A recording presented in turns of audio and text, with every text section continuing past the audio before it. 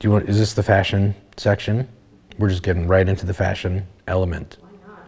We had a dress code for recording the mix-up, our instrumental record. We thought that if you're gonna do like an instrumental album, that you should have like a jazz cat look. Like a lot of the jazz and funk musicians that we really respected sort of from the early 60s and how they would show up for sessions. I don't know why. I mean, I know why, but it really wasn't that, I don't know why we actually did it. It was very detailed.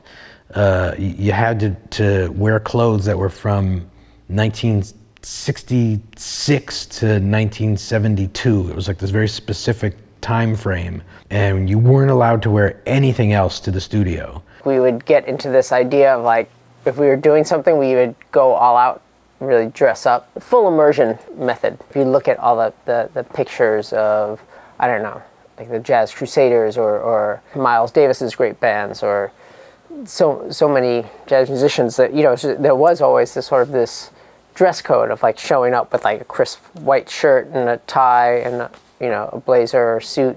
So during, you know, Monday through Thursday, we had to wear, you know, like sharkskin suits and skinny ties and all actual vintage clothes that we went like on tons of eBay shopping sprees and just bought so much stuff. You couldn't have a backpack, you had to have a briefcase. That was all great, except there were certain practical things that weren't great. Like when it's really hot outside, it's not so fun to wear a suit. And then also, like I'd say for myself, like I had like my kids were pretty young then, so I would like drop them off at school, and I'd be like dropping them off at school, and I'd have like the full suit and everything, and then come to the studio, but maybe that was kind of good because then it made me have empathy for the other parents that have to wear suits every day.